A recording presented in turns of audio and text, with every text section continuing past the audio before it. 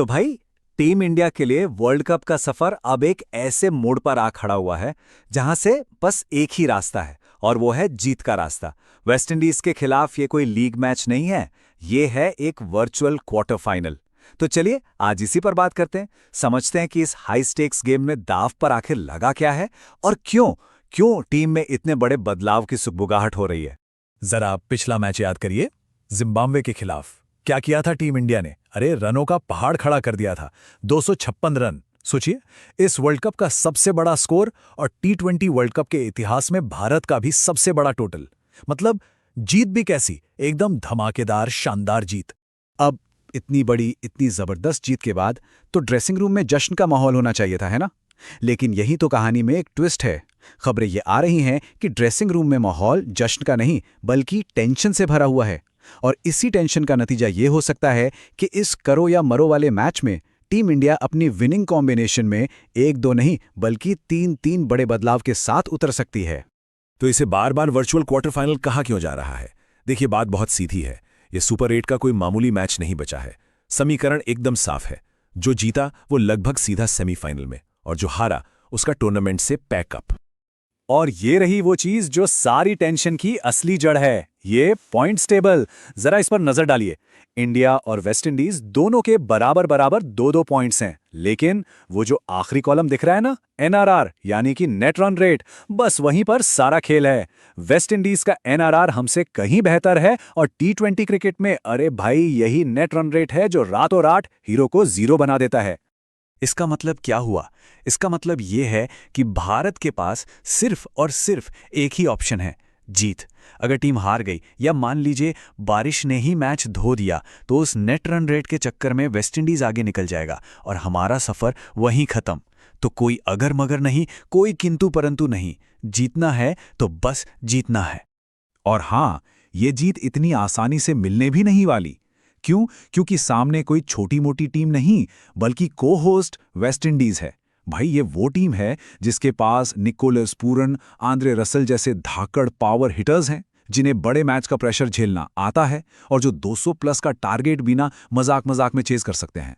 और सबसे बड़ी बात, वो अपने घर में खेल रहे हैं, अपने क्राउड के सामने।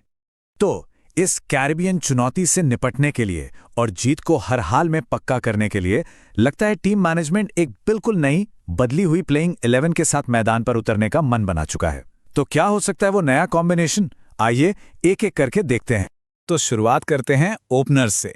एक तरफ अभिषेक शर्मा, जिन्होंने पिछले मैच में शानदार 50 लगाकर अपने तेवर दिखा दिए हैं, और दूसरी तरफ संजू सैमसन, जिन्होंने पहली ही गेंद से ये साफ कर दिया था कि वो रुकने के लिए नहीं आए हैं।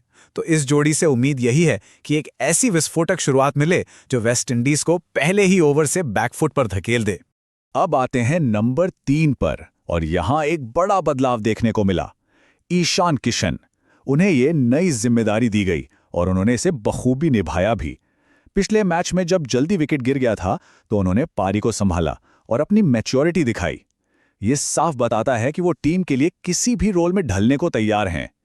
मिडिल ऑर्डर की कमान जाहिर है कप्तान सूर्यकुमार यादव और तिलक वर्मा के हाथों में होगी। एसकेएस से उम्मीद सिर्फ 360 डिग्री शॉट्स की नहीं है, बल्कि इस बार जरूरत पड़ने पर पारी को संभालने की भी है। और उनका साथ देने के लिए होंगे तिलक वर्मा। अरे वही तिलक वर्मा जिन्होंने पिछले मैच में 44 रनों की क्या तूफानी पारी खेली थी। उन्होंने दिखा दिया कि वो एक परफेक्ट फिनिशर का रोल निभा सकते हैं। और टीम को जो जरूरी बैलेंस मिलता है वो मिलेगा दो बहुत जरूरी ऑलराउंडर्स से, हार्दिक पांड्या और अक्षर पटेल। हार्दिक जो गेंद और बल्ले दोनों से कभी भी मैच पलट सकते हैं, और अक्षर जो बीच के ओवरों में रन रोकते भी हैं और जरूरत पड़ने पर नीचे आकर लंबे लंबे हिट्स भी लगा सकते हैं। तो ये तो हो गई बैटिंग की बात, जो कागज पर तो काफी मजबूत लग रही है। लेकिन इस मैच का जो सबसे बड़ा और शायद सबसे अहम रणनीतिक बदलाव होने जा रहा है वो गेंदबाजी में देखने को मिल सकता है। और ये रहा वो बदलाव। ऐसी बातें चल रही हैं कि शिवम दुबे की जगह मोहम्मद सिराज को टीम में लाया जा सकता है। अब देखिए, दुबे की पावर हिटिंग के बारे में तो सब जानते हैं, लेकिन पिछले मैच में गेंदबाजी में वो काफी महंगे साबित हुए थे। और वेस्टइंडीज की बैटिंग लाइनअप को देखते हुए मैनेजमेंट शायद एक एक्स्ट्रा स्पेशलिस्ट तेज गेंदबाज के साथ जाना चाहता है, जो कोई रिस्क ना ले। सिराज के आने से होगा क्या? पेस अटैक और भी ज्यादा खतरनाक हो जाएगा। इसकी अगुवाई कौन करेगा? जसप्रीत बुमराह और अर्शदीप सिंह। बुमराह जो शुरू में ही विकेट चटकाकर दबाव बना देते हैं, और अर्शदीप जो डेथ ओवर्स के स्पेशलिस्ट हैं, अपनी सटीक यॉर्कर से बल्लेबाजों का रन बनाना मुश्किल कर देते हैं। और फिर टीम में एक एक्स फैक्टर भी तो है, मिस्ट्री स्पिनर वरुण चक्रवर्ती। उनकी गुगली, उनकी कैरम बॉल वेस्टइंडीज के उन बड़े बड़े हिटर्स के लिए एक ऐसी पहेली साबित हो सकती है जिसे सुलझाना आसान नहीं होगा। वो बीच के ओवर्स में आकर पूरा का पूरा गेम पलट सकते हैं। तो ये है वो संभावित प्लेइंग 11 जो कागज पर देखने में तो बहुत संतुलित और खतरनाक लग रही है। बैटिंग में गहराई है, गेंदबाजी में धार है, सब कुछ है। लेकिन असली खेल कागज पर नहीं, मैदान पर होता है, और असली परीक्षा अब शुरू होगी। क्योंकि क्रिकेट में एक बात हमेशा सच साबित होती है कि बड़े बड़े नाम आपको मैच नहीं जिताते। मैच जिताता है मैदान पर उस दिन का प्रदर्शन, और इस हाई प्रेशर वाले मैच में बस यही प्रदर्शन ही सब कुछ तय करेगा।